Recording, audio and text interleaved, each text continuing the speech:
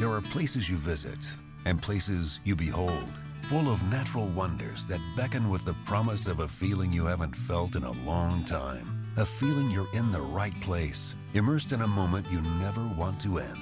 It's here in West Virginia. From lush rolling hills to quiet streams and unexpected adventures. A place full of mystery and endless fascination. A place that's almost heaven. Find your version of heaven at wvtourism.com. Blog Talk Radio. Alternative facts.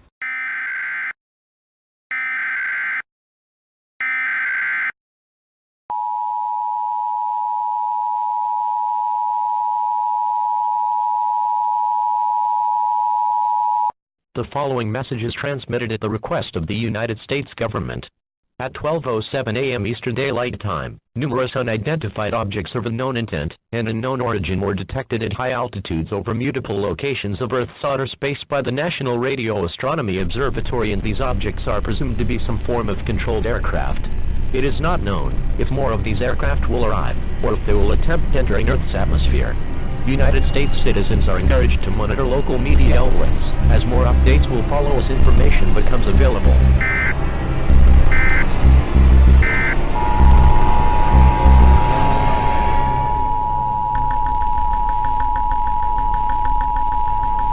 The following message is transmitted at the request of the United States government. Attacks by the undead have been reported in several states across the country. The dead are rising from their graves and are attacking the human race.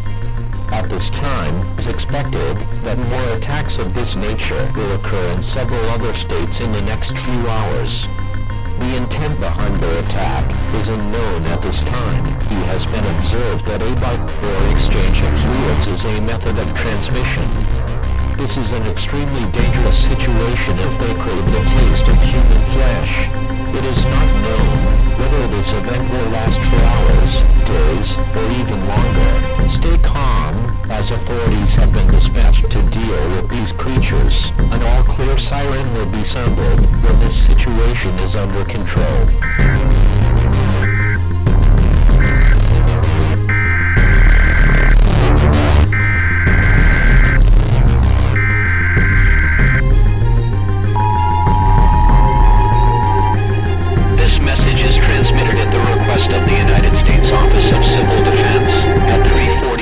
Pacific Standard Time, nor is detected a long-range nuclear missile launching. This missile is believed to be headed in the direction of all residents within a 400-mile radius of this area should seek a fallout shelter immediately.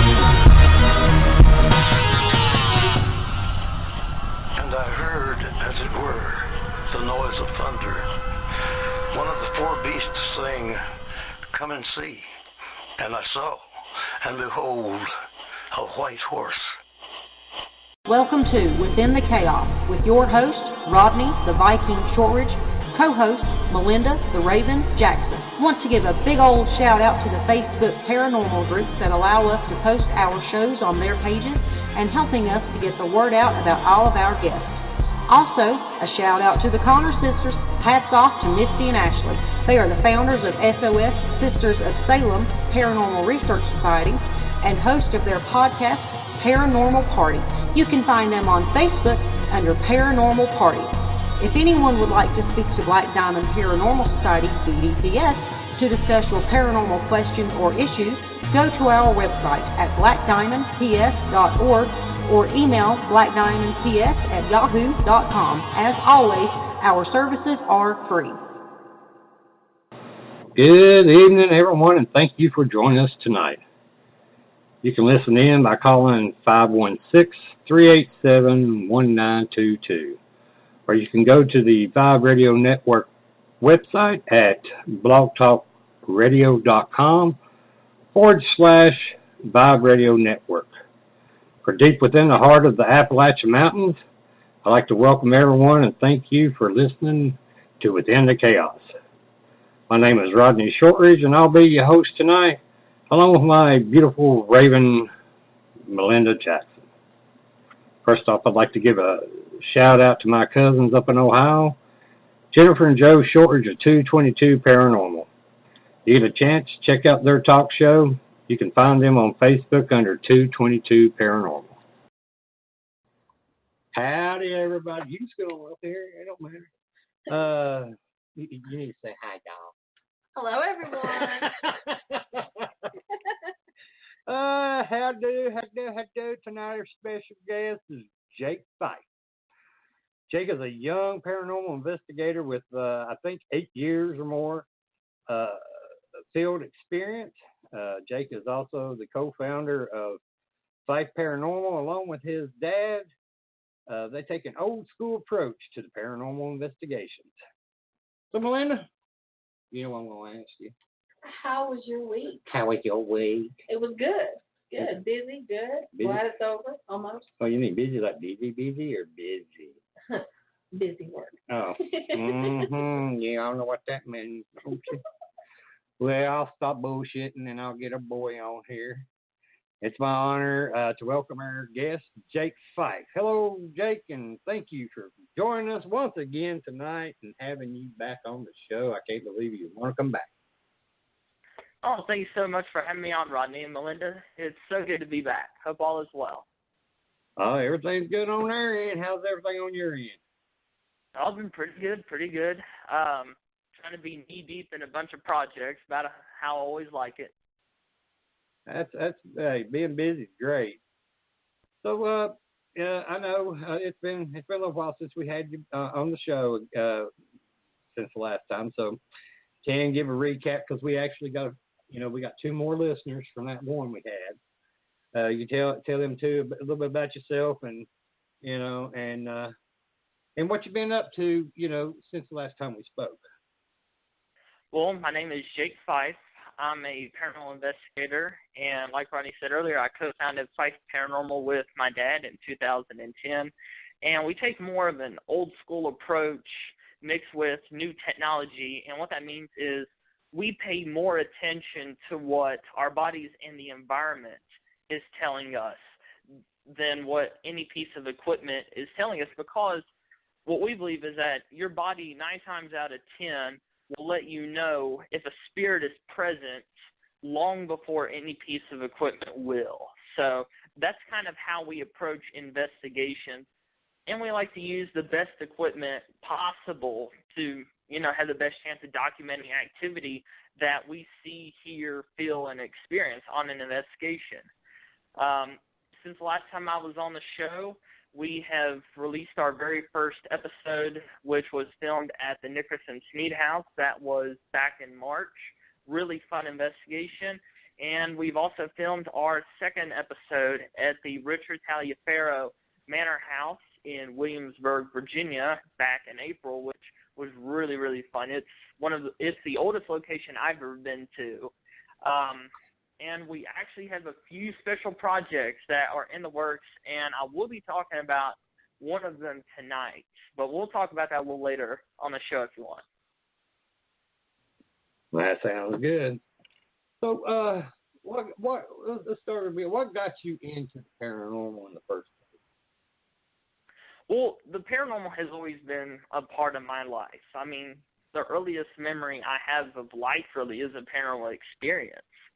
So pretty much from my memory in day one, it's just always been there. And I haven't always, been an active investigator, always pursuing it. There have been times where, especially when I was young, between first grade and about fourth grade, I just really didn't have too much of an interest in it. Stuff would happen, and I'd be like, kind of creepy. But when I was really young, about in kindergarten and first grade, I loved ghost hunters. That was strange show for a kindergartner to love, but that was my favorite show. And I remember taking video cameras and all stuff and pretending I was Jason and Grant going throughout the house looking for ghosts. But it was just always, for me, it was always answers to questions I had. Because, you know, when I was young, there weren't many people that I knew to go to if I saw a shadow man standing in the hallway, or I see somebody walking out in public and then they vanish in thin air. And so for me, not just that show, but really the paranormal field, it was just the only place I could really go to for answers. And so I started gradually getting deeper and deeper into the rabbit hole until eventually in 2010, my dad and I started Fife Paranormal. And I've been learning, he's been an investigator since way back. And so he's been teaching me a lot of his knowledge, his experience. And then I've been doing a little bit of my own research just to kind of fine-tune exactly where I stand in terms of belief in the paranormal field, what direction I want to take with it. Because I think if you're honest with yourself about, you know, why are you in this field, what are your goals for this field, you're going to be a better investigator because, you know, you're going to kind of have that concrete set path. It's not going to be, you know, an unmarked trail where you kind of feel scatterbrained. And, of course, something that's very important for us is safety on investigations. And, you know, if you are kind of unsure in your mind about really anything, or you're off balance even for half a second, you're possibly inviting negative entities, not just into the location, but you might possibly be giving them ammunition to manifest and do God knows what. So for me, it's always been a journey that's constantly changing of, you know, what exactly are we dealing with? And it's still that search for answers that I had when I was 5 and 6 years old. And I guess that's always what it will be, is search for the answers I've had all my life. Mm-hmm. You got anything for him? I do. All right. Hello, Jake. Hi. My first question tonight is, have you had any unexplained or paranormal experiences that have left a significant mark on your life? And if so, can you explain? There was one, you know, when we went to St. Albans, Rodney, I believe you were at the event years ago. The first time, actually I think it was the same time, Fife Radio Network had an event. I remember the date. It was April 2nd, 2015. And at this point, I had been on a few investigations, i.e. going to the local haunted train station at midnight when it's like below freezing outside, and then I investigated with another group one time, but I had never really done like a formal full investigation. So in a sense, I was kind of new, and we were going to St. Albans Sanatorium, which was kind of number one on my bucket list at that time of, holy crap, this is the scariest place on the East Coast. There's this whole laundry list of spirits, and not just spirits, but other things. I was like, this is going to be awesome. This is going to be awesome. So I go into the investigation, and it felt different than any cemetery I'd ever investigated, any haunted train depot, or any spirit box session I had ever done, which up to that, that's all I had done. And more factors came into play because, one, it was a public investigation, so you're not really dealing with just yourself. You're dealing with the energies and emotions and really the comfort level of everyone else. So it wasn't exactly like an overwhelming feeling, but it was more of just, I don't know, the best way I describe it is you're going through this tunnel. You think you know what's at the end of the tunnel. You think you know what's going to be on the walls as you're going through the tunnel, and that all of a sudden the tunnel is different than the last time you walked through it. And for me, the very first time, it was the coolest thing in the world. Think of Christmas morning times maybe 2 or 3. That's kind of how it was for me. And so every single day I told my dad, we have to go back. We have to go back. Because I'll be honest, I became kind of addicted to St. Albans and the history and the haunts. There was just something about it that no matter what I was doing, no matter what I was saying, I was in school at this point, and it was just always there. I'd be getting homework done. All of a sudden, remember this happened at St. Albans? I wonder what happened here in 1847 or something like that. And so we finally went back on May 13th, and it was the Friday the 13th event, and the groups were a lot smaller, which I remember the building, it had a more sinister overtone in the sense that you knew something was not right, but you couldn't put your finger on it. And it was weird because, you know, I don't want to come out and say it felt pure evil or malevolent, but it kind of did. It definitely felt negative, and it's weird to, you know, you go into this building, and there's that feeling, yet you can't see what's causing that feeling. And because you can't see it physically in front of you, you don't know exactly how to deal with it. And so it was always, what my dad had told me was, do your thing, stay grounded, do your safety thing, whatever you do that makes you feel safe, just heighten it a little bit. And so the investigation gone decently well. We had a few things happen. If I remember right, someone on the tour about 10 minutes before the last break had actually got punched by something. And so when I heard that, I was like, okay, that's we're not dealing with spirits. We're dealing with something more sinister. So we were on the second floor hallway of the King Center. And I remember going down the hallway, and we were talking with some of the guys. We were at the front, and my dad and I told one of the guys, said, hey, we're going to go over to Jacob's room, and we're going to do a quick spirit box session. And they said, okay, we'll be right here. Now, if you've been to St. Albans, you know the St. Louis King Center. You go down the long peekaboo hallway. You get to the end, you go left, and, of course, there's Donald's room on your right. You take another left, and there's a short little hallway, and on the left of that hallway is Jacob's room. It sounds far away, but it's actually pretty close. And I had been in there a few times before on a tour and also investigating, so we kind of had a good grasp of the acoustics. So we're doing this session. There were two other people that ended up joining us, and then it felt like just almost like when mist comes down from a mist machine, you can feel it just lightly land on you. It felt like that, only it felt just, I don't know, warm, but not a good warm. It felt almost like an evil charge, just kind of dropped. And we started getting weird metallic voices coming through on our spirit box. And there would be a few noises outside. It's like, is that someone from the group? And then we'd see very quick movement, way too fast to be human. And so finally one of the people in our group started taking pictures of the door. And he took 3 photos, and I watched him take them. The first photo, half the doorway was blacked out. It was almost as if, you know, it was like looking into a black hole. The second photo, the doorway was completely solid black, and the photos were taken with flash. And once you got to doorway, you couldn't see anything past. And then the third photo, only the right side of the door was covered in this huge black mass that was a lot taller than the door frame. So it was obviously taller than anyone else in the group, and we were all about average height. What's weird about that is about the same time on my voice recorder, we recorded the sound of heavy footsteps, and that camcorder was pointing directly towards that door. So that was a little weird.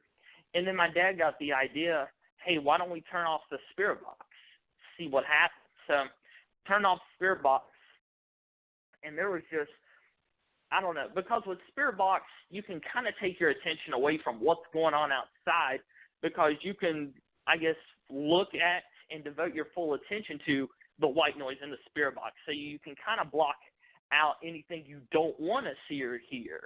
But when you don't have the spirit box on, it's just you in the darkness, you're kind of forced to face whatever it is. And so we started just hearing, it sounded like all hell broke loose. It sounded like glass was being shattered. People were just, it sounded like someone was actively destroying one of the rooms. And we were just standing there just kind of frozen, like, what the heck? And then finally my dad asked, he said, if you're here, make a sound now. And it sounded like it came from inside the room, but it came in through the walls. And it was just this deep, guttural growl. And it shook all of us to our core, especially since, it felt like it was literally all around us. And so we decided, let's maybe head out of here. And as we were starting to do that, the guys came in, rushing, in like a panic state. Where have you guys been? We've been looking for you. And we said, we told you, we've been here. And the guy told us, we've all been down here on the steps, which is literally like 2 feet away from the door entrance, and then down a flight of stairs. How did you guys not hear us? And so me and my dad, we looked at each other. We're like, wait a minute, 8 people were standing about total 15 feet away in an echoey hallway and landing, laughing, doing all that stuff, and we didn't hear them, and they didn't hear us. And it didn't make sense. And everyone looked like they were in kind of a panic state, as if, you know, they had seen a ghost. And so the last thing I remember, I was talking with the guide about what had happened, and we were at the top of the stairs. And then the next thing I remember, we're in Evan Radford's room, which is, you know, a little bit down the hallway from the staircase. I don't remember walking there. I don't remember saying, hey, we're going to go check this out, especially since the guide had told us, hey, we're going to meet here, break time's in 5 minutes, and we're going to head back. So it doesn't make sense why, you know, they would have said that. And then we would have said, okay, we're going to go do this spirit box session down the hall. We'll meet you guys in 5 minutes. It doesn't make sense. And going back on the voice recorder, I can't hear us saying, hey, we're going to go here. It's literally like we were teleported, and there's that lost time. And we didn't realize that in the moment. I just remember looking at newspaper clippings that were on the wall, and I caught movement out of the corner of my eye. And when I turned and looked, there was this, about the only way I can describe it is a blob. And it was just standing in the doorway just looking at me, and then it ducked back and went out towards the hallway in the superhuman fast motion. And I ignored every instinct. I don't remember exactly having a thought process. I just kind of reacted, but I chased after it. Of course, after I said probably a few things I shouldn't have said, but I chased after it. And we went through this creepy room with a bunch of sea fish murals that I call it psychedelic Finding Nemo room. If you've been there, you know what I'm talking about. But we went into the hallway, and where it widens out where you can either go to the attic or further down the hallway, it stopped. And it did like a pivot, like a basketball pivot, and it just looked at me. And I stopped about 3 feet away from it, and I was just looking right into the eyes of this thing. And I remember the creature was completely black, but its eyes and mouth were seemingly darker than the body because they stuck out. And it had like this really weird, crooked smile, and its eyes were gigantic. And inside its body, it looked like it had just little swirls inside of it. And there was just this heat radiating off of it and just this energy it was giving off. And then my dad came up behind me, and he was like, what the? And then he said, back up slowly. And we started backing up. We made it back to Evan Radford's room, and we pulled out the spirit box, and we had about what seemed like a 10-minute spirit box session with this thing, and its voice was very scratchy, but it's the clearest spirit box responses I've ever heard. It literally sounded like talking to someone on the phone. That's exactly what it sounded like, only a lot clearer. And it was direct answers, and there was nothing else. And what was weird was you didn't feel like you were in St. Albans Sanatorium in Radford, Virginia. You felt like you were in tiny hallway somewhere, possibly in another dimension. You felt disconnected from the world. And so after, I don't know exactly how long it was, it seemed to be about 10, 15 minutes of the spirit box session, we decided it was in our best interest to just leave. And as we were walking through, I remember looking out of the corner of my eye, and the thing was just standing there just watching us and smiling. And we made it to the stairs, and no one had noticed we were gone. It was almost as if everyone else was on pause. We had our little thing with the blob, and then everyone else resumed. And when I went back the next day to go review the evidence, none of the voices that came through the spirit box of the blob were recorded. Nothing. You hear us asking questions, and then there's silence, and then you hear us seemingly responding to answers, even though there's no answers there. And so for me, out of all the experiences I've ever had in the paranormal, that affected me because, you know, it's one thing to see a scary-looking figure for about 2 seconds and then it disappears. It's another thing, 1, lost time, 2, possibly being teleported, 3, you're standing within 3 feet of this thing having a good look at it. And it's almost like during those situations, time slows down. It felt like I was standing in front of the thing for about 5 minutes, but it was in actuality about 2 to 3 seconds. And every time I go back to St. Albans, or any time I really start thinking about that, the same feelings come over, and it's almost like I have flashbacks of that moment. And out of all the experiences, that one has affected me the most because it's always like when I'm thinking about St. Albans, it's at the forefront. Hey, remember this, remember how scary it was. And it's, out of all things, I have no theories or real explanations about what happened. And so that would be the experience that has affected me the most in the paranormal field. Wow. Jake, how old were you when you saw your first ghost? I was about 4 years old, earliest I can remember. Okay. Well, what equipment did you use that you like to use the most? I know you mentioned the spirit box to communicate with these entities, and what is the common, I guess, word or phrases or sentences that you're getting with whatever equipment you're using? Well, for me, the spirit box is a good tool, but I think my go-to tool would probably be just a simple voice recorder. Nothing beats just going into an active area, hitting record, and then letting whatever happens happen. Because, you know, like I said when I was telling the encounter, your attention is on the location, on the environment, on what's happening around you, instead of I'm going to divert all my attention to what that box is doing. I'm not going to look around or anything else because I might miss something out of that little box. So the spirit box has its place. I like it. It's a good tool if used right, but nothing beats the voice recorder. And in terms of the most common sentence we get from it, aside from hello, we strangely enough get out a lot. And, you know, some locations hit and miss. I wouldn't say there's like one sentence or quote you get from every single spirit because, you know, they're not all carbon copies of each other. These are individual people. So I wouldn't say that one location has the same answers. But in terms of the most common would probably be something like hello or here or someone's name. Okay. That makes sense because I know we with the years we've been doing it, I guess the most common name we get is my name.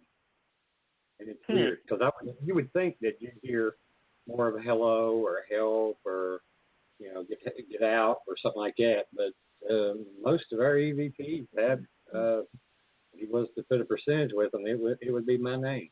And it's weird. I don't know why.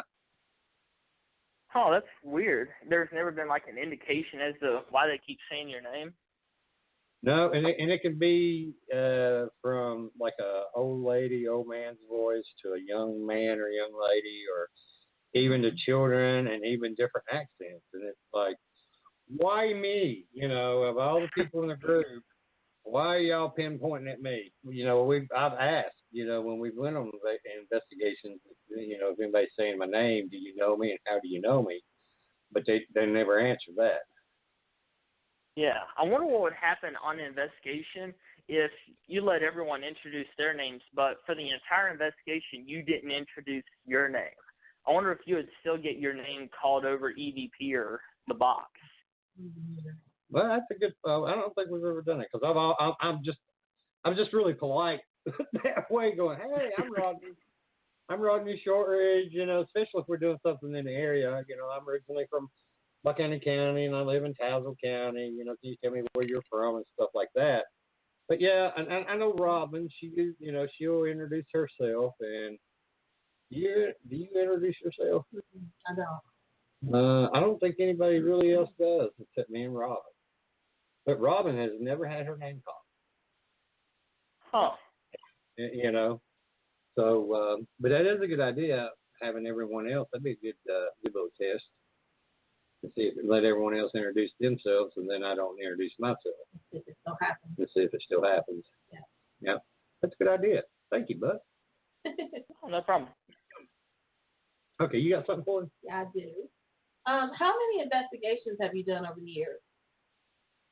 I have been on, oh goodness, I'm going to say that I can think off the top of my head, but if you count public investigations, it's been about 11, somewhere around there.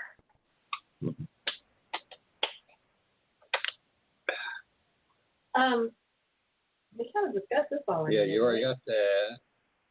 Yeah, we're going through our questions. We're looking to see what you've already covered.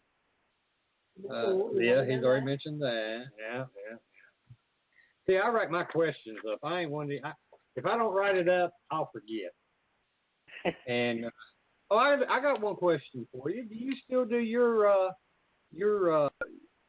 show? Because I haven't seen anything posted on it in a while. Yeah, we're taking a short little break from the Fife Files that we were doing. We are going to bring it back sometime soon this summer. It's just we did a few, and we just wanted to stop it for just a little bit. Yeah, I had to take us a couple of weeks break so I could switch back over, because I was kind of doing mine. I'm still part of the Vibe network, but I was having all kinds of trouble, and Ryan told me he should just come back to his station, so that way, because no one's complaining about the trouble they have, and ever since I came back, I ain't had not one bit of trouble. Thank goodness. Because I tell you, it's stressful as hell when you're sitting there trying to have a show and you can't connect to no one, and there's no connect button and all that. You have to reschedule. Yeah, I have to reschedule. I hate doing that because I just feel like it's very professional. Yeah, what we decided to do was just sit down, pull up Audacity, record an hour-long episode, and then upload it to YouTube. It saves us from those kind of problems. Right. Yeah, I've done some pre-recorded shows like that, but I went ahead and played them on the Vibe, but because some of the people I've had on, they've been from England or Romania or Egypt or something like that, so the time difference has been a pain. Yeah. Well, here's a good question to ask you. In your opinion, and you described something that what most people would consider a demon, but in your opinion, what is a demon, and how does it affect people? Do you think it affects it like Hollywood shows, or is there another deeper or not as deep soul-ripping type entity? Well, I think Hollywood likes to take everything to the extremes when it comes to the paranormal. Demons, they're a tricky thing. They are very hard to identify because, it's not just demons that are negative entities in this. As for what they are, every person's going to have their own individual belief. I think the best way that I can sum them up is they're evil creatures that for some reason are basically imprisoned to roam the earth and basically screw with people and try to, lower their psychic defenses, spiritual defenses, so that they can wreak havoc. And I believe, basically, to sum up what a demon is supposed to do, in my opinion, is it's basically a havoc machine. It's there to cause trouble in any way it can, and then it leaves. For me, that's about what they are at their core. In terms of their origins, where they come from. Every person has their belief. And, of course, I have mine, but I do think they're very, very old creatures. Not the oldest, but I would say they're very old. Okay. Well, other than that, what you experienced at St. Albans, have you experienced anything that you would consider, a demon at any other investigation? Now, see, here's the interesting thing. I don't think that blob creature was a demon. I think it was a supercharged elemental entity. And, I've said this on a few other shows, and I really want to say it tonight. I have never been able to prove this, and I've always wanted to. There is a spiritual hierarchy, almost like a chain of command at St. Albans Sanatorium. And, it's almost like a case that can't be solved, and trying to figure out, who falls where. What is sitting at the top of that chain of command for the spirits of St. Albans? There have been times where something more powerful than any elemental I've seen has showed up. Something more powerful than any demon I've ever seen has shown up or dropped little hints of its presence. But before you can really go after it, it's like it vanishes. And I've been to Albans, and one moment the building will feel active, but not like evil, sinister active, but more of, hey, there's spirits of former patients or the school kids here, and then it'll turn, almost like someone's flipping on a switch. All of a sudden, there's some evil in the building, and I think something manipulates that. The question is not really who it is; it's more of a what it is. And so that is the greatest question of all I have about St. Albans. What's at the top of that food chain, and how can we find it so that, we can figure out exactly what it is? Okay. Okay. My next question is, are there any teams or individuals that, in the paranormal field that are inspirational to you? And if so, explain why and how they've impacted you. Well, really everyone that I've met in the paranormal field, literally every single person I've ever met in the paranormal has had an effect, an impact on the way I conduct investigations, the way I approach the field. No two people are the same. Everyone is going to have an interesting experience, an interesting theory, an interesting approach to the field. And, anytime anyone has a story to tell, a criticism, a suggestion, it's good to listen because, they may be trashing you or something like that, but there may be some good information there. So, it's kind of like with anything else. You take the good and leave the bad. And out of everyone, I don't really think there's one person or group in particular, aside from my dad, that's really impacted me in the paranormal because, well, everyone's had an effect on me in some shape, form, or fashion. That's created the investigator I am today. And even without one person, no matter how short the meeting was, might have changed how I approached the field. Okay. Is it my turn? Yeah. It is your turn. I'm kind of off my place here because he got me all tired. Where we at? Oh, well, okay. Well, I mean, yeah, I think you kind of already described this, but I'll go ahead and let you maybe get more depth with it. What is your opinion on what a ghost is? Because everyone I've asked this question, they've all had a variance of differences of opinion. And I'm really, I really want to know what yours is. I think it's a tough question because there is a difference between a ghost and a spirit in my book. Each person's going to have different approaches, but I think a ghost is a person who was once alive and they're now dead, and for whatever reason they've decided to come back and, make their presence known, interact with the living, or, just go back to where they were and the places they went to when they were alive and were able to communicate with them. But I think that's what a ghost is. A spirit, I think, is more of an energy, either an energy of a person or an energy, just energy that seemingly has intelligence to it. Well, that makes a lot of sense, too. So what's your opinion on why spirits still linger and not move on? I don't know exactly. I wish I had a definitive answer. But, going back to what I said earlier, it's one of those questions I've had since I was 5 years old. But, when you think about it, you live a long life. You have a family, you have grandkids, and then suddenly you don't have that anymore because you're 6 feet underground. All that's kind of done. The lights have been shut off. If you were given the chance to go back and see your son, see your daughter, see your grandkids again, and, even possibly be able to interact with them, wouldn't you? If you had the possibility with possibly no restrictions, no earthly physical limitations to go back to the places you love, the places you had happy memories at, wouldn't you? That's kind of how I think about that. Because I know I would. Yeah, I would too. Well, what do you find the most challenging, while you're doing an investigation? For me, the most challenging thing is knowing exactly what and who you're dealing with. You may be at let's say a battlefield, and you're talking to Colonel Smith of the 42nd West Virginia Infantry, but in actuality, that's his wife that used to follow the camps, and for some reason she likes to pretend she's her husband for whatever reason.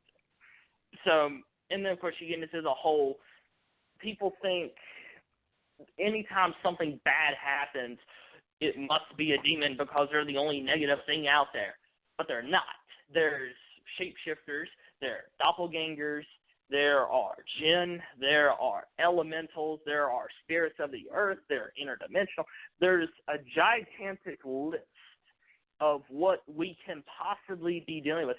That's without getting into the whole, we're dealing with aliens, alternate realities, government crazy mind control that for some reason is affecting only us. So for me, the toughest thing is who or what exactly are you dealing with on an investigation and in this field? Mm-hmm. Because, as crazy as it is, and, as paranormal investigators, we want to prove the existence of the afterlife. How can we prove for 100% certainty the exact identity, the exact beings that we are dealing with? Be able to confidently say, point a finger, we are dealing with this person or this creature. We can't. I don't know if we ever will be able to, maybe one day, but that's one of the things about the paranormal. That's true, because I also think that the afterlife is different levels or different parallel universes, or I think string theory, quantum physics play into a huge part of it. Yeah. Especially with the conscience. Is the conscience the soul or the soul the conscience? Mm-hmm. Okay, you got one for him? I do. I'm sorry, I just had to put that out there. I had a deep moment, man. Do you have any skepticism when you approach a paranormal or supernatural claim? Did you say that again? He said say it again. Oh, I'm sorry. Do you have any skepticism when you approach a paranormal or supernatural claim? Yes. I think it's good to approach every investigation, every haunt, every story with a healthy skepticism. I am a believer in the paranormal. I believe ghosts exist. But if someone messages me and says, I just saw Alf the alien in my backyard, would you come investigate? I'm going to be a little skeptical, like, okay, intriguing, interesting, but how do you know it's this? And so I think if you go into investigation, okay, allegedly Old Man Jenkins haunts this place. The hill dwellers haunt the hills. Okay, that's exactly what we're going to be dealing with. That's the only thing we're going to be dealing with. Then you kind of create a tunnel vision. And, you may go to a place, it's not active, but because you have it in your mind, etched permanently, that Old Man Jenkins haunts this place, then your mind might create Old Man Jenkins' spirit. And so I think it's good to approach every investigation respectfully, healthy skepticism until proven otherwise. And then you approach it, okay, now we know there's activity. What is it? Who is it? Why is it here? Well, I agree with you. Well, have you ever been on a location or an investigation that you've actually been, fearful, other than the one that you described there at St. Albans? Because that would kind of scare, give me a little pause. But anything that's really that you're like, I got to get away from here now. I'm going to be honest, and as I'm saying this, I'm knocking on wood. I have not been on any other investigation where I felt like I needed to get out of there. Now, I'll say this once again, as I'm saying that, I'm knocking on wood, throwing some salt over my shoulder. Okay. I think it's your turn again. What kind of mistakes have you made during an investigation? I think I definitely have fallen victim to getting a little too excited, sometimes getting very into it, especially when I was starting out. I mean, I had studied the paranormal experience, every type of activity you can experience, and to finally be on a private investigation, there were times where something's happening, this is the coolest thing in the world. I want this to keep happening. I don't want it to stop. I am so full of energy right now. I don't want to stop. And now I know, okay, those kind of moments you might be either sucking energy out of the environment or you might be running off spirit. So I've definitely learned over time to kind of compose myself a bit more, get more of a grasp on not just the situation of the location and the spirits, but also the situation mentally. And then there's, of course, not all of us can be Sherlock Holmes, so there have been situations where I've come up with an idea, I think this is happening because of this, and, it turns out I'm wrong. But hindsight's 20/20. Okay, that's true. Well, what is the best evidence that you've ever captured, as far as audio, video, or still camera? That's a tough one. Video, I've actually never recorded anything on video before. In terms of photograph, the best, I can't say it is paranormal for certain, but last Halloween night we were investigating the Exchange Hotel in Gordonsville, Virginia, and something my dad and I like to do is, every hour or so, we like to leave the location, we'll go out to his truck, and we'll kind of just, kind of take a short break, kind of collect our thoughts, okay, assess the situation, where do we go from here, and of course we have snacks, that kind of stuff, but we were getting out of the truck, we were about to go back into the building, and I love photography, and so any chance I get to take a really cool picture of something, I do. And the building on Halloween night, the moon was almost a full moon, but it was really creepy looking, and the light was shining on the back of the building in a perfect way. It looked like something out of a horror movie. So I snapped a picture, and on the second floor porch, there was this form, and it's outside one of the windows, and it looks like just a white or grayish figure just standing there, and you can see it looks like a head, just almost like it's looking down at the chair in front of it. And we didn't know we had that photograph until later that night, like later. And I was like, holy freaking crap, is this really, could it be? And I've done every credibility test I can think of to do it. It's not a light reflection because there's no light really there to reflect off of. We went back and took photos from the same exact angle. We have not been able to recreate it. There's a railing, and we were able to figure out that the figure is behind the railing but in front of the window, judging by some of the background and foreground borders. And I really do not have an explanation for it. But like I said, I'm not going to say I know for certain it's a ghost because I don't know. It's an unexplained photograph. In terms of audio, there's a lot of audio that comes to mind. One that sticks out to me was it was me and my uncle. We were at this cemetery in the deep, deep woods of West Virginia, southern West Virginia, in the coal fields. And it was an old cemetery that dates back before the Civil War. There are 900 known graves at the cemetery, and they suspect that there's many more unknown graves. And we were walking through doing a spirit box / EVP session. I actually hadn't set up the spirit box yet. We were going by this tree that was known as the hangman's tree, because when they would hang people, that was the exact tree they would hang them from, and they still have the branch, and I swear you can see rope marks. It's the weirdest looking thing in that tree. And we were walking through, by the tree, and there is this EVP that comes through, and it literally sounds like, I don't know how to describe it, but it's like a dog barking.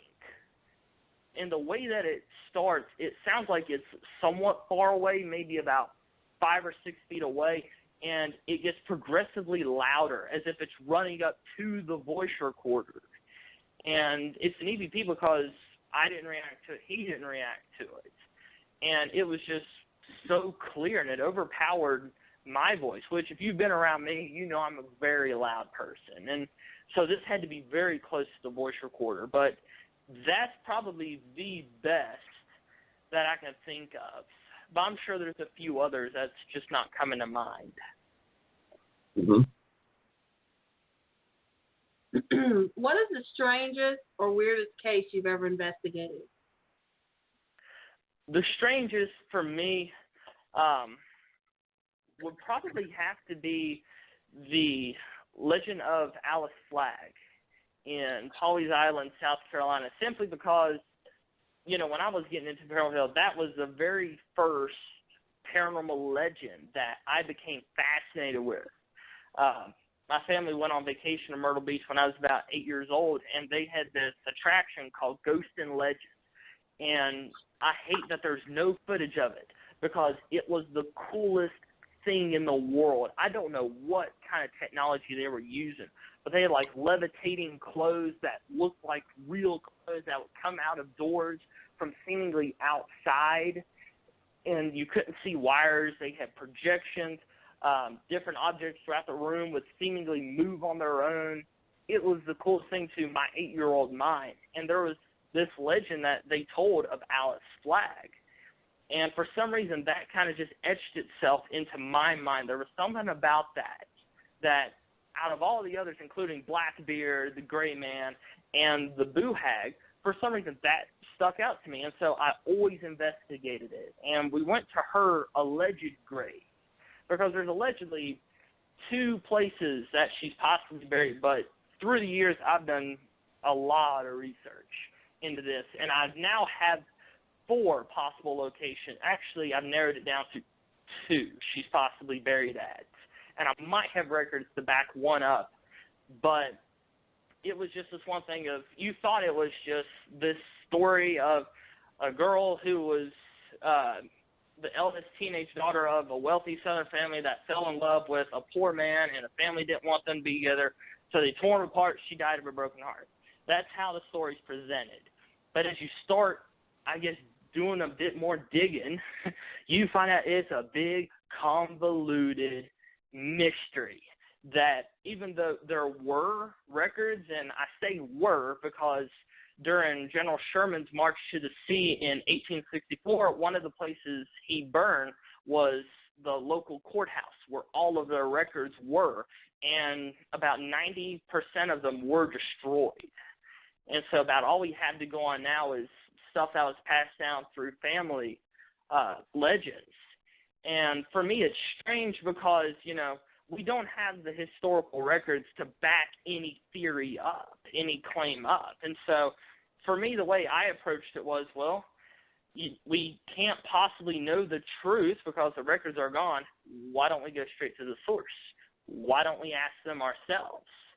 And I've investigated one of her alleged grave sites 3 times, and very active location, not just her grave, but the cemetery around it. But that would probably be the strangest for me, because, you know, as I was doing more research, and there was one person, I can't remember her name, but she was with the local historical society down there, and we were working together trying to, I guess, come up with a more accurate version of the story. And then we stumbled upon a few stories that were a bit more convoluted, that added like this weird assassination plot, a fake funeral to get the guy to show up and then murder him and ditch his body in the ocean. It was this convoluted mess. And still to this day, I've never been able to come up with a definitive version of what happened. And so that would be the strangest, simply because of all the weird turns that the story has taken these going on 10 and a half years now. I've been into it. Okay. I think you're up. Do you prefer to investigate residential, historical, or commercial properties? I've never done a residential investigation aside from family homes. I think really any location. I don't have an exact preference. I do love historical locations. I love history. And so anytime I get to go to a location that has rich history, especially if it's connected like the Revolutionary War or something like that, I love that. But really any location that's quote-unquote haunted, I love to go. Okay. Well, how do you feel about the paranormal groups, you know, today compared to when you started investigating? Well, Ronnie, you make it sound like I'm an old man.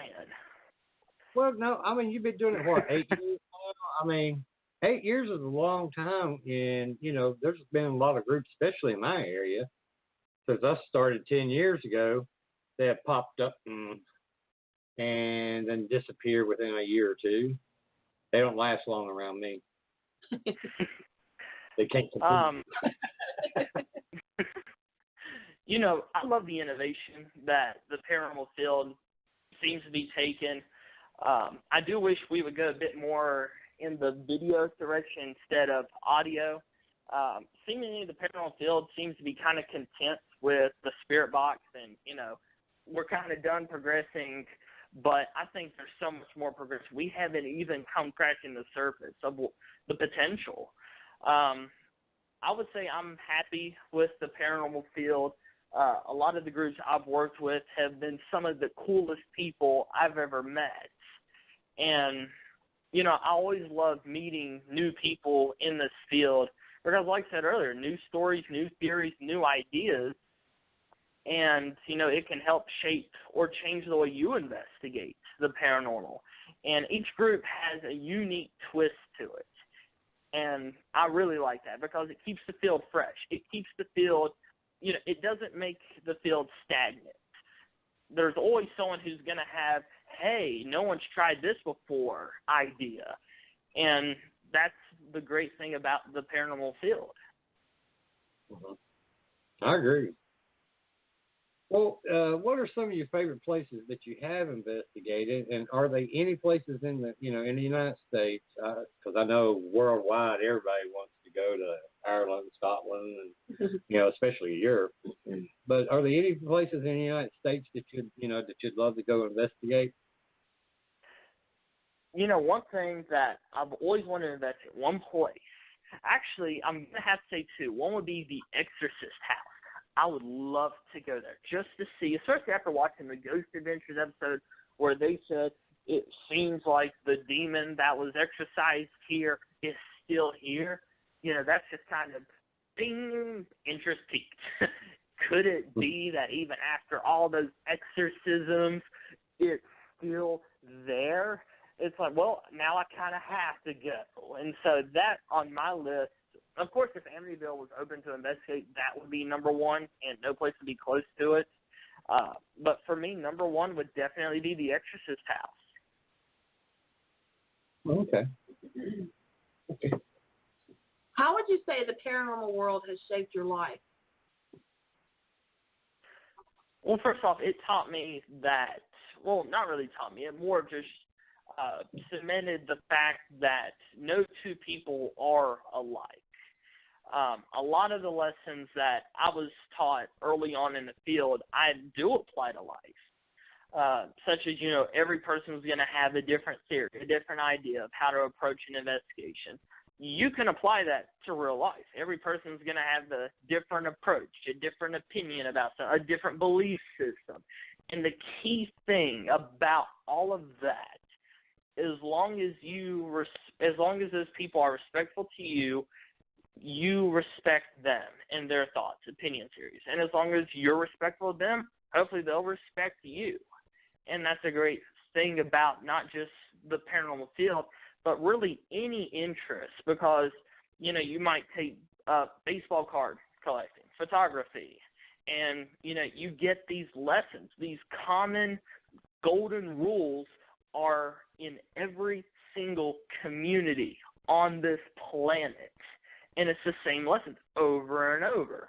And so that is kind of how the paranormal has always shaped my life. Okay. So let's see here. Okay. What is your opinion about so many paranormal TV shows that are on TV? Do you think it's helping or hurting the paranormal, field of study? I think, I don't know, it's a tough one because, it kind of does both. Because one, it does bring attention to the field. It brings attention to the equipment, brings attention to the ideas, the locations. But then again, each show is different. Some shows you can tell they want to be, they want to be in the field in the sense that, before they had the TV shows, they were diehard into it. And the other one, they kind of got into it, and then over time, their love for the paranormal was kind of cemented. Some shows are going to go about investigations in one way, another group's going to do it another way. And some people are going to see those approaches as either good for the field or making the field look bad. But, there's no exact book or chart that says this is what a bad theory is. This is what a bad investigation looks like. Because paranormal, there's no rules exactly, aside from, don't be a jerk, be respectful. But those are kind of the common life rules, the golden rules. But in terms of, the paranormal field, because it is the unknown, it's the granddaddy of the unknown. We can't really regulate what you're supposed to do, how you're supposed to do it, because we don't even know what it is. I agree with you. So where do you think the future is for the paranormal in a supernatural world? Where do you think it's heading in the future? I don't know. I wish I could say within the next few years we will have proven the paranormal, but I said that about 5 years ago, and then I said that 5 years before that. And 5 years from now, I'll probably say the exact same thing. I think the future of the field, especially with augmented reality, virtual reality, there are devices out there now where you can set up almost like a little RC truck or an RC vehicle. You can go around locations, and people that, they have VR equipment, virtual reality, they can see an investigation 360 in, real time. If you're live streaming it, and then of course they can see it later. So, if you're investigating and someone says, hey, I saw a shadow person by the door, people can get into the VR goggles and they say, okay, go back to 10 seconds before they saw it, watch the door before and after. Did they see something? And I think that is really cool, that potential. And like I said earlier, I would like to see the field go a bit more into the direction of video evidence. I think audio, there's always improvements that can be made. But if we could find a way to make a video version of maybe the spirit box or something like that, that'd be great. And that's where I would like to see the field go. Okay. I agree. What is your opinion on how an investigator or a paranormal group can help a client that's having like paranormal activity in their home? I think first off, they need to reiterate the fact that no matter what happens, you need to remain calm. If a plate goes flying across the room or sprinkles your dead cat suddenly shows back up at the foot of your bed, if you panic, more than likely you're going to get hurt. And so I think the very first thing a group needs to tell its client is, hey, if something happens, don't panic, first and foremost. You're going to be okay. I think after that, if you can try and figure out, you approach it almost like a detective. What were you doing? What were you thinking about when this happened? How did this all occur?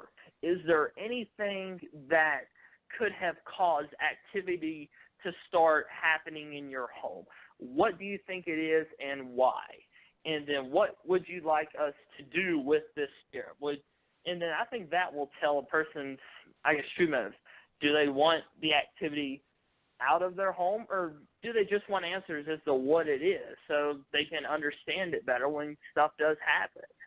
But I think as long as you reiterate, okay, be calm, don't freak out if something happens, and immediately, once the experience is over, either write down what happened or take a voice recorder and say the date, the time, what you were doing before, during, and after, what you were thinking before, during, and after, who or what you think it is, and why. And then over time, the group can see, okay, when this person would see a shadow person go by their bed, they happened to be watching the Dead Files, and they were feeling spooked out, and maybe the activity is them feeling scared, and so they mentally manifest this creature, this entity that shows up. And I think, in my opinion, that's the best way to approach that and to help your clients. Because, these people want answers. And if you can give them the best answer possible, then that's what you should strive for. It's not really about collecting evidence, is like a typical investigation is. It's more of helping somebody. I totally agree with that. So they just want to know, and they want comfort. Yeah. Okay, my next question is, what is your opinion on people who claim to have psychic abilities, like a medium or a sensitive? I approach psychics, clairvoyance, all of that stuff the same way I do an investigation. Healthy skepticism. I have seen, psychic abilities in action. It's always kind of freaky when they're able to really pinpoint something that, you just meet the person there, and it's like they've known you all your life. I do believe in psychic abilities. I believe in mediums, all of that stuff. But if someone comes up to me and says, hey, I'm a clairvoyant, my first words will be, show me. And then you go from there. And the key to that is you be respectful and be skeptical until proven otherwise. Have you ever worked a case with somebody who claims to have abilities? I have before. One time I worked with someone, actually it was an investigation at St. Albans, my first and only private investigation. I had a friend of mine with me, and she is an empath. And that was pretty interesting to see how, I had never really been on an investigation with someone with skills that I know works, and I know they're credible. And to a high degree, they're very credible. And so to see that and how psychic abilities, empaths, mediums work on an investigation, it's really interesting to see. Okay. Well, what's your opinion about the afterlife? I don't know exactly what or where the afterlife is. I think once we die, we go to this place. And the way I've always thought about it in my mind is almost like a gigantic train station. You're waiting to either go possibly be reincarnated or go to whatever level there is after that. I know a lot of people, there's different religious beliefs about where you go, but I think immediately after death you go to this station. And I think it's possible that there you're able to come back and interact with the living. It's easier from that station because it happens right after death. You still have a recent connection to our world, so you can cross that barrier easier. I don't know exactly how that works, but I think that's what happens when you die. You're either reincarnated or you go to a station, or no, you go to a station and then you wait to either be reincarnated or you go to some other reality or another level of the afterlife. Mm-hmm. Well, have you ever heard the term paranormal physics? And if so, what's your opinion on how does this work with quantum physics, play into the paranormal physics? Actually, I have heard of that. I have not done much research into it. I have looked into a few different theories. I always hated science in school, so anytime anything like that came about, I was just like, it's not as interesting to me as, say, history or, technology. But, I think really anything can apply. Math can apply, science can apply, reading can apply. It's just, I don't know. I can't definitively say because I've never really looked into it. Well, I know with Einstein's equation, E equals mc squared.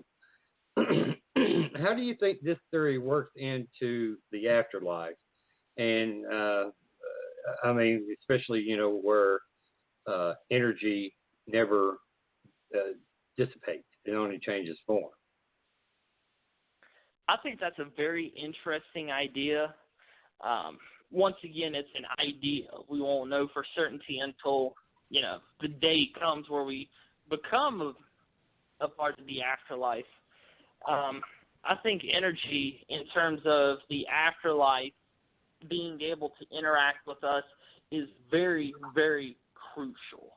I know it is. It's always been believed that, or at least for a very long time, it's been believed that spirits or any other beings that interact with us need energy, have to have energy. And so I think anything, any theory, any idea, any notion that has to do with how energy can be manipulated, be created, be taken away, is very crucial to the paranormal field. Mm-hmm. Well, my question is, have you ever had an out-of-body experience or astral projected? And if so, can you explain how it affected you? I have never, to my knowledge, had an out-of-body astral projecting experience. I've always been fascinated in that stuff, though, but I've never had one of those experiences. Mm-hmm. Well, what's your opinion? Do you think humans have a measurable weight for their soul? And, if so, how do you think this is possible, and how would it be measured?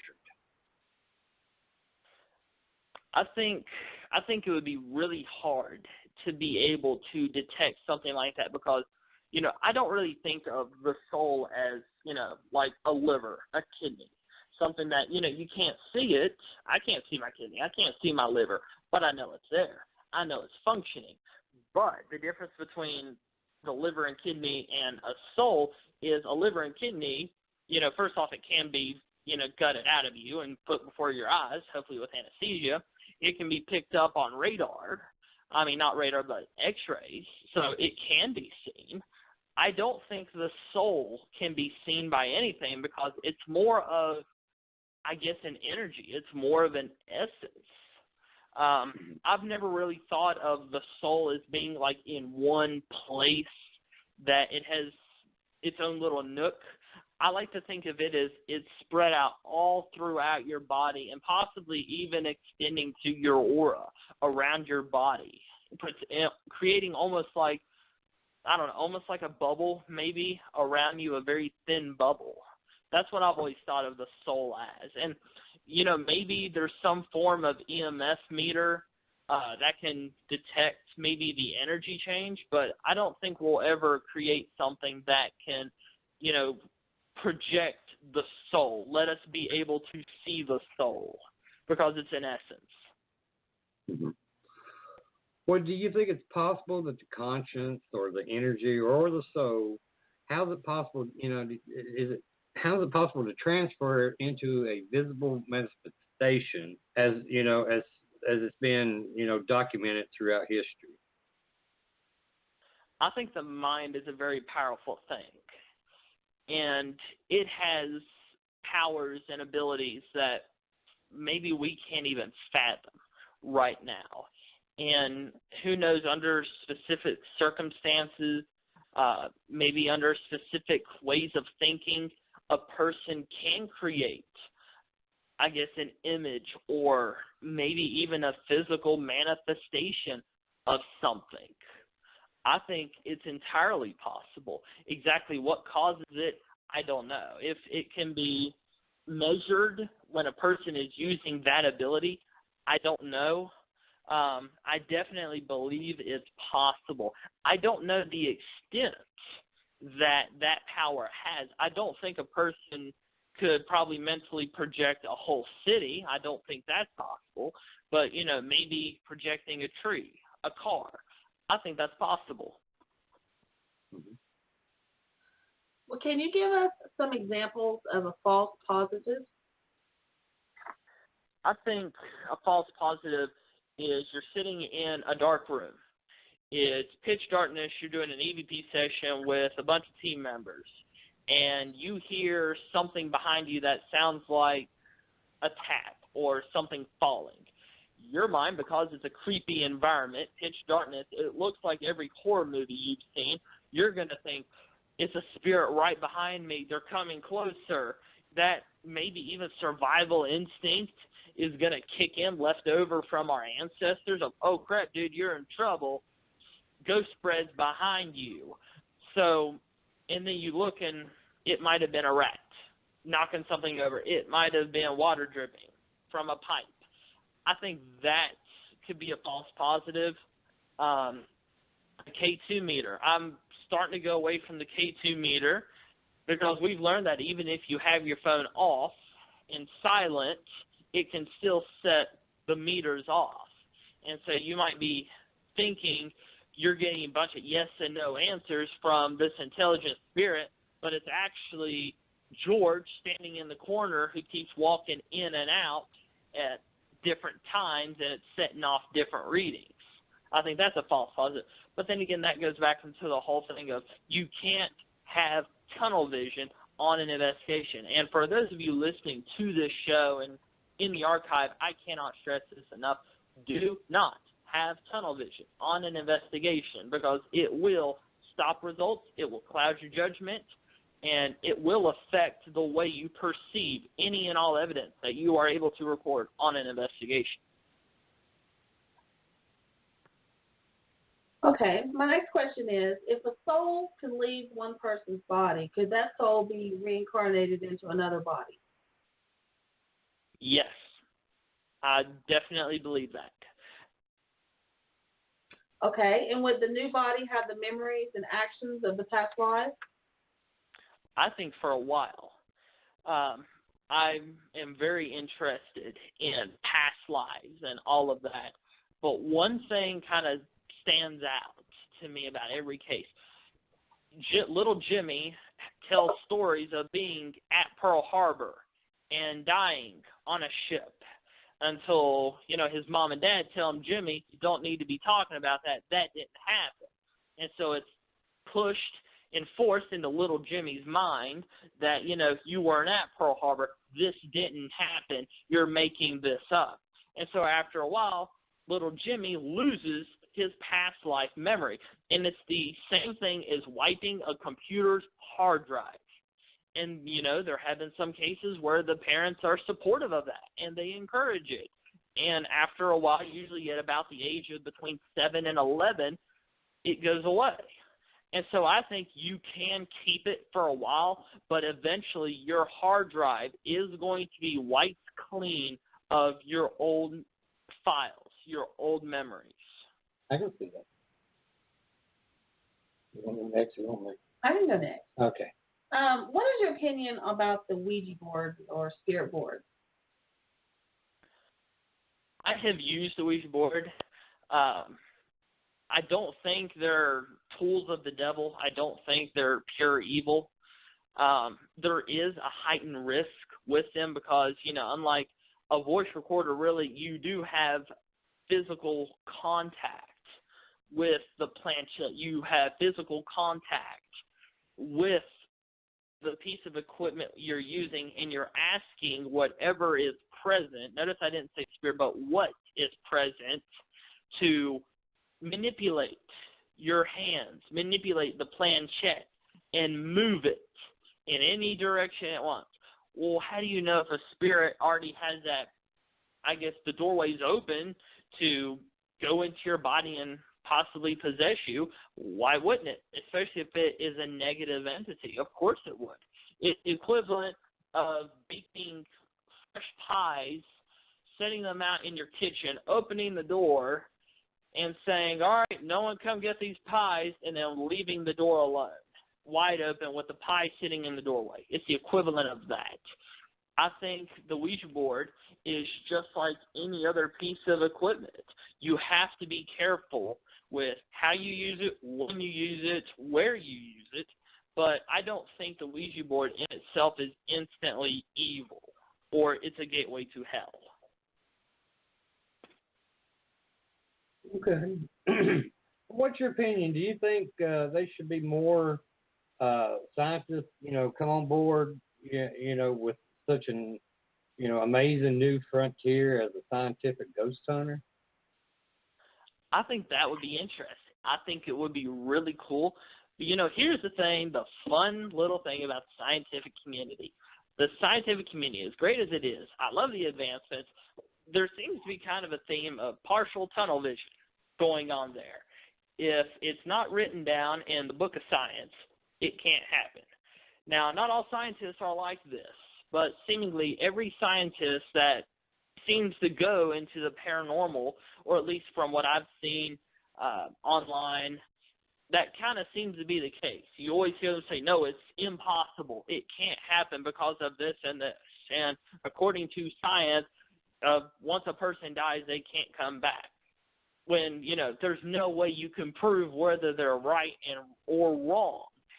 And so I would love to see, a university or a group of scientists that has an open mind and doesn't come in with a preconceived notion that, okay, I'm just going to do this, but we know this can't happen, but we'll try it anyway for craps and giggles.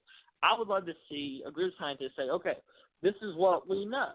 This is what our opinions are, but we're going to approach this with an open mind. And if something is to happen, we will change our mind and our thinking.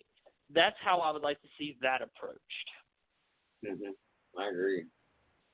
Well, what do you think the conscience is, and could it be possible to download one's conscience into a computer? Personally, I don't think so. I don't really think of the mind as, it is like a computer to a point. It does create things. It does, in a way, retain certain information in terms of body functions, things like that. But I think when it comes to memories, I think that there's another level there. I don't think there is in your brain, it's divided up into little sections. Okay, the front left side of your brain, this is for memories. The front right side is for knowledge of this. I don't think it works like that. I may be wrong, but I don't think you can program transfer someone's memories into a hard drive. I don't think that's possible because it's personal, and it's not something that a person can recall every single Tuesday of their life. there are specific moments that are kept in a person's brain for a reason. Well, where do you think the conscience goes after death, and how would it be possible, for the conscience to be reincarnated? I think the conscience stays with you. I don't think the soul or the conscience stays with the body after you've passed. I think it goes with you. And I think that's how it is for the rest of eternity, that you as a spirit, you as this a pure, simple existence exist. I think it's always a part of you wherever you go. There might be flashes of it in certain places that you once were in life, but it's possibly not you physically, or I guess spiritually. Well, do you think the conscience could be detected leaving the body by any type of equipment, such as a K2 meter that reads, the magnetic field? I don't think we can possibly see it. I don't think that's possible. In terms of something like, a K2 meter, an EMF meter, possibly detecting a change in energy, possibly a change in temperature, I think that's possible. I think there is a possibility that, when a traumatic event happens or when a person dies, there is a change that occurs spiritually, mentally, physically. And I think even something that, we can't see or feel really, something like a conscience or the soul, I think there is a possible way to detect not just it, but maybe its effects. And through those effects, we can kind of, I guess, put two and two together as to what's causing those effects. Okay. Well, let's see here.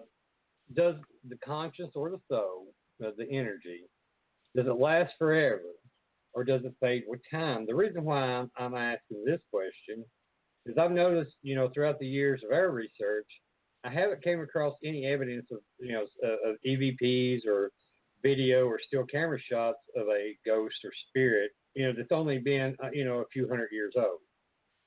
Would you think if the conscience lasts forever, we would be getting evidence of people further back, say 1,000 years or 50,000 years?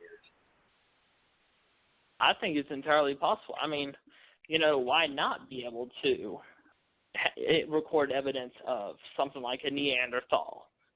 I think that brings up a whole nother thing with the paranormal field of misidentification of spirits, which, that's something that is pretty prevalent, I've noticed. But I don't think it ever fades away as in, it just stops existing. I think when something was once detected paranormally, but now it's undetected, it's gone, maybe that's that spirit deciding, okay, I'm done here, it's time to move on. And maybe, there's a certain level that once those spirits go there, we can't interact with them. I think that's the best explanation I can probably come up with. That is the spirit, for some reason, says, okay, it's time to go. Maybe spirits from 1,000 years ago, they decided, we've been here a while hanging out in the station after death. We're kind of bored with this. Let's go see what else there is. And, maybe that's why there's not so many of them. That makes sense. Okay, what is your opinion about people claiming to be possessed by another conscience or a demon? And in your opinion, is that possible?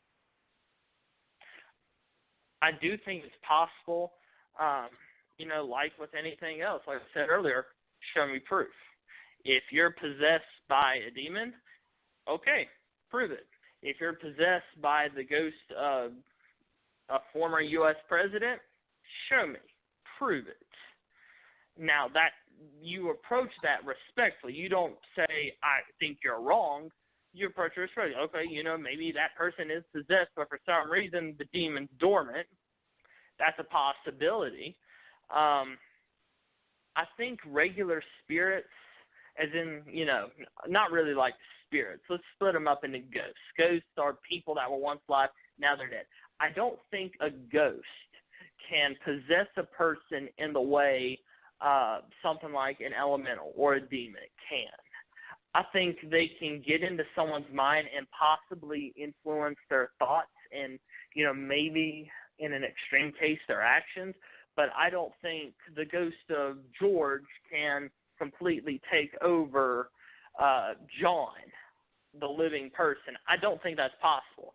I think there's a certain limit to what each spirit, each being is able to do. Okay. What is your opinion on residual haunting? Where people describe the same experiences being replayed repeatedly. And my thoughts about residual haunts, it's changed here recently. First off, I do think it's possible. But here's the thing. Is it really a paranormal occurrence? It is unexplained. But, do we approach it like we do other haunts, other ghosts, other legends, other cryptids? Because it's not something intelligent we can interact with. It's literally like a video replaying itself almost on a loop. And if it's one of those cases where there's certain conditions that triggers it, if we physical human beings, man, can recreate these conditions, then we can create on our own time, on a whim, when we feel like it, that activity. So is it, paranormal in the sense of, it's a ghost? Why don't we treat it as, it's just a strange natural occurrence more than, hey, that's a strange ghost? Okay.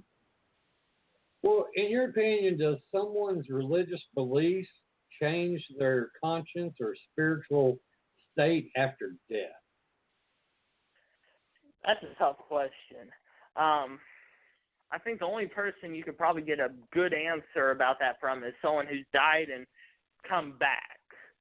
I think everything plays a part in what happens when you die. I think the way you carry yourself in life, your beliefs, your actions, it plays a part. I don't think every person is going to have the exact same path into the afterlife. They may go to the same place. They may go to the station or one level before going to another level. I don't think the path is the same. Okay. Well, here's a question I like to ask, paranormal investigators. Is a dream like death or death like a dream? That's a tough one.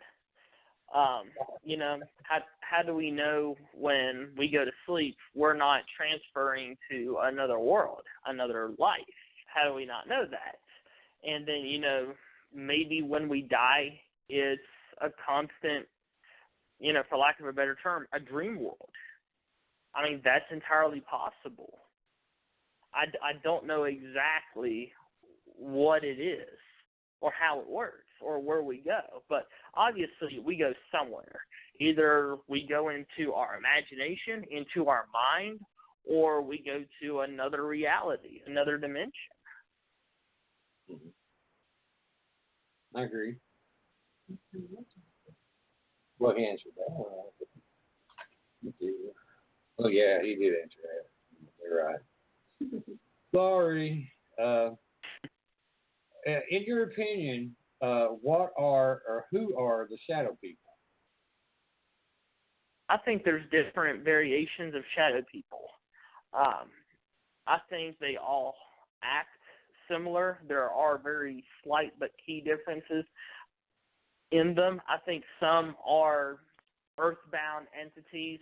As for whether or not they're good or evil, I don't know. I think there's some good, some bad. I do believe there is, whether it's an extraterrestrial-based thing or maybe another dimension, being of shadow people that do appear, do show up. I do believe in that. I believe there's almost like different species of dogs. I think there's different species of shadow people. I never thought of it that way. Yeah. Well, I think I agree with him on that. I think that the shadow people are something. I don't think it's spiritual. I don't think it's like a spirit or a ghost or nothing like that. I actually believe it's some type of alien or some type of living being that we just don't know what it is yet. Yeah. So I wonder why, like, when people say their houses are haunted and you find, if there's 9 times out of 10, there's always one somewhere.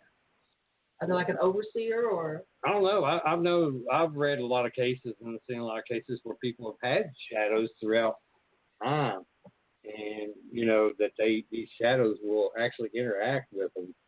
Granted, they never hear no voices or nothing like that, but they will interact. And I've never. There've been a few that I've seen or that I've read that's kind of scary. That scaring the kids, scaring the people. So I'm sure that there's malevolent type shadows just like anything else that's mean.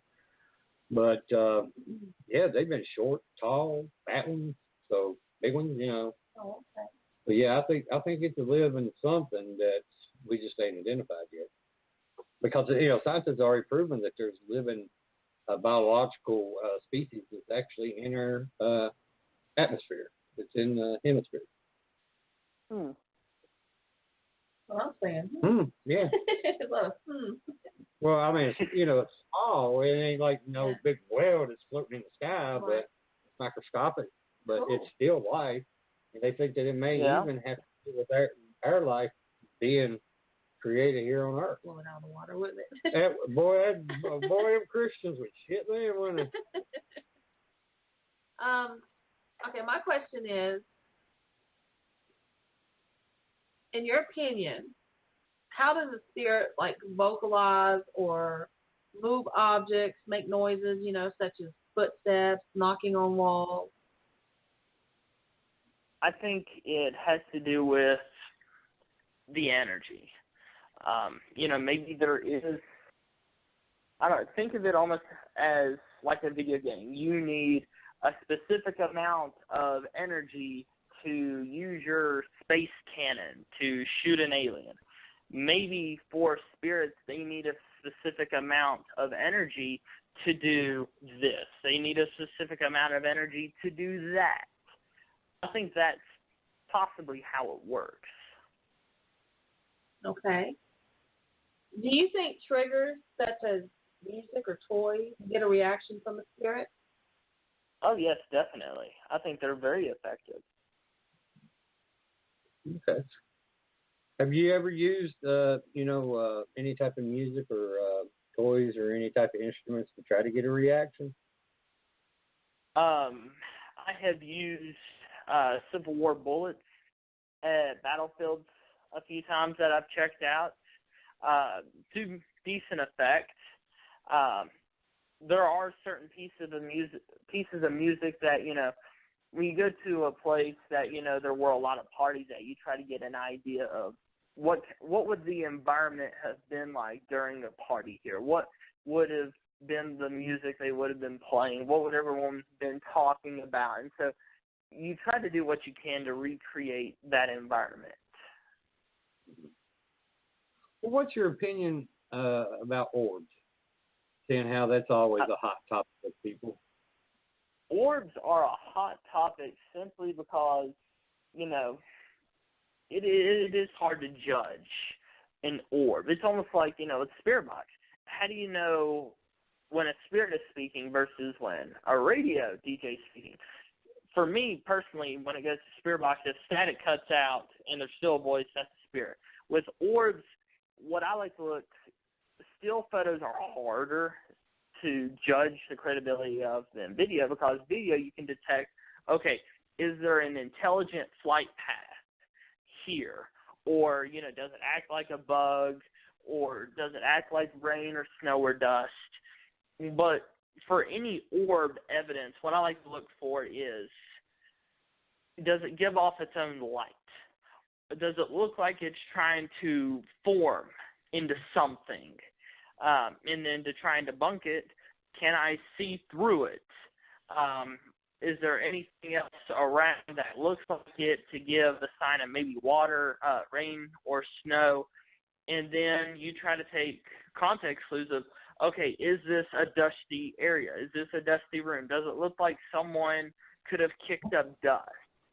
I do believe in orbs. I have seen orbs with my own eyes, so I know they exist. It's just very hard to distinguish a real orb versus dust and anything else that can look like an orb.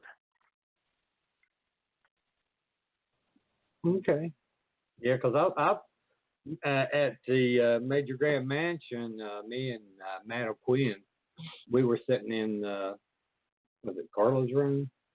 I think it's the little girl's room. Anyway, it's dark, and all of a sudden, an orb just appeared. And, I mean, it was a bright white light orb.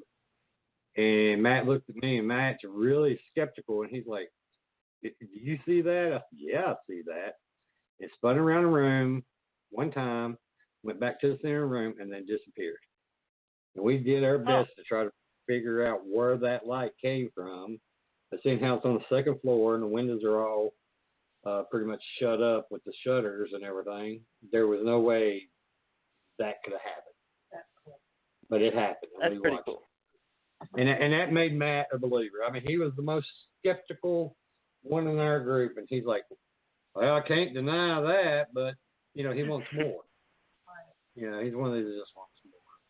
Well, have you had any experiences other than the paranormal, such as, you know, cryptozoology, Bigfoot, or anything like that, or any UFO encounters?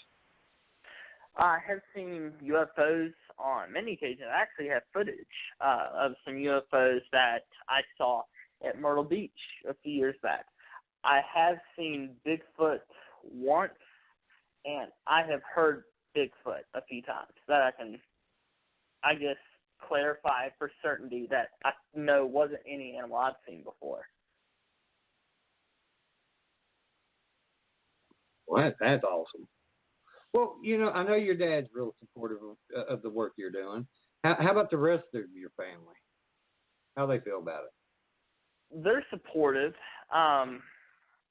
You know, not as involved in it as my dad is, but I have a pretty supportive family when it comes to this stuff. Mm-hmm. Okay, do you have any hobbies that you enjoy?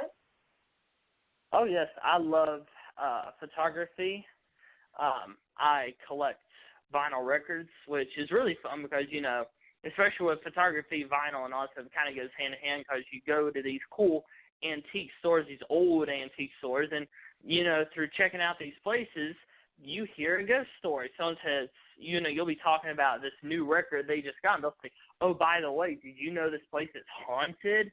And so it's cool to see the different hobbies and interests I have kind of intersect.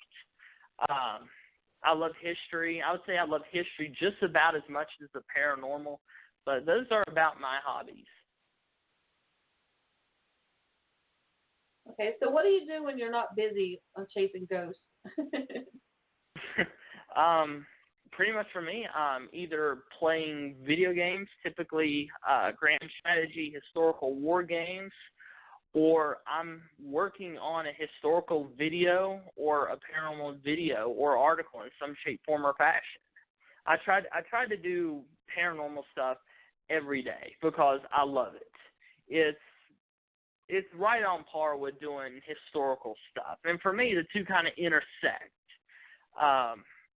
So I love doing that stuff. So it's not really like, I don't really think of it as work when I'm doing it. I think of, hey, I just got an idea to make this video. This is going to be awesome. Let's do this. I don't think of, all right, I'll make this video later and then I'll go have fun. I don't think of it like that. Okay, now you said that you had an announcement to make. Seeing how we're getting low on time, do you want to go ahead and make that announcement? Oh, yes. I have been working on a video for the past few days, and it will be up tomorrow Paranormal Facebook page at 6 p.m. Eastern Time, and it is the true story of the Hound of the Baskervilles, the classic, my favorite Sherlock Holmes book of all time. There is truth behind it. There is some, I guess, hound that haunts the Baskervilles. And there's 3 possible inspirations that Sir Arthur Conan Doyle could have had for the Hound of the Baskervilles story. And I'm going to look through each one of those stories and then let the viewer make up their mind. Oh, cool. So, what's your plans for the rest of 2018? Do you have any other projects that you're working on and that you're willing or can discuss with us? I don't really have any upcoming investigations coming up or events. I do have a few locations scouting out that I might do investigations at, but I'm not going to say anything yet. But I will say this. I'm not going to say too much, but sometime this month, it'll probably be around the middle towards the end of this month, there is a special project I've been working on kind of slowly over the past 2 or 3 years. But I'm finally going to sit down and complete this project. That's been years in the making. And it's going to be one of, if not the biggest project I and Fife Paranormal has ever done. And I can't say too much aside from that, but we've dropped a few hints on our Facebook page and on my Facebook page, and we're going to be dropping a few more hints and teasers for it as the grand unveiling gets closer. Awesome. Well, do you have a website that people can go to if they have any concerns or questions, thoughts, comments? How can they get in touch with you? We do have a website, www.fifeparanormal.com. We also have a Facebook page, facebook.com/fifeparanormal. If you want to get in contact with us, you have a thought, comment, question, suggestion, anything, contact us on our Facebook. I pretty much have the Fife Paranormal Messenger pulled up 24/7. As soon as we get a message, typically we respond to it immediately. So that would be the best way to contact us. We do have a YouTube, which is youtube.com/FifeParanormal. We're also on Instagram, which is Instagram/FifeParanormal. And you can really contact us on any of those sites, but the best would probably be Facebook. Okay, bud. Well, Jake, I do appreciate you coming back on the show. I always enjoy talking to you, and watching you grow and progress and doing such a great job in the paranormal world. It's been an honor watching you. It really has. You inspire me. I might be an old dog, but I'm one of these old dogs that will learn a new trick from somebody. And you're one of those young men that I know I will learn something from. One of these days you're going to throw out something that all of us going to blow our minds. Thank you so much. It's a huge honor, especially to have been working with you and your team and everyone else all these years. It means a lot to me. I definitely would not be as knowledgeable or anything like that without you all. So thank you so much. And thank you for having me on the show. I love being on Within the Chaos. It's a great show. You and Melinda do a great job. And I hope to be on sometime soon again. Anytime. Just let me know. Drop it down, buddy. Just drop it down, and we'll get you back on. I'm one of these people. I've had a couple of people on 2 or 3 times, and it's just I enjoy talking to everybody. There's some new people that they're kind of like, that boy cusses way too much for me. That's just the type of person I am. But Jake, I'll let you go, man. I know it's been a long night, and I do appreciate you coming on the show. And we got to get you going on an investigation with us sometime, and you might teach some of these people I got a little trick or two. Oh, that'd be fun. We'll definitely have to set something up. But thank you to everyone who listened to the show tonight. Rodney, Melinda, thank you all for being great hosts, having me on again. And folks, remember, the truth is out there. Just keep searching. That's right, bud. Well, think you have a good night, man. And like I said, anytime you're ready to come back on, just let me know. You're always welcome here. Will do. Thank you. Good night, y'all. Good night. Good night, bud. Good night. Well, I want to thank Jake for coming on the show. You know, we have nothing but respect for him and the job him and his dad's are doing. Like I said, we welcome him back anytime. Big thanks goes out to everyone who took the time to listen in. Our guest for next Thursday night, June 14th, will be Arn Raw. Am I saying that right? Arn, yeah. Yeah, Arn. I just got to make sure I get it right. Arn is the author of the Foundational Falsehoods of Creationism. I can't say it. Creationism. Thank you. I get just the lips don't want to move that way. Also, Southwest Regional Director of American Atheists, ordained Dudeist, and the director of the Phylogeny Explorer Project. Did I say that one right?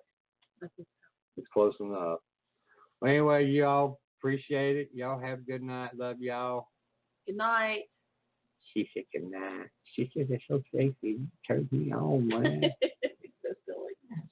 That's it for us tonight. I want to thank everyone that took the time to listen in. I'd like to give a big shout out to the Vibe Radio Network and to Ryan for putting up with us. Also to all the first responders and our men and women in the armed services.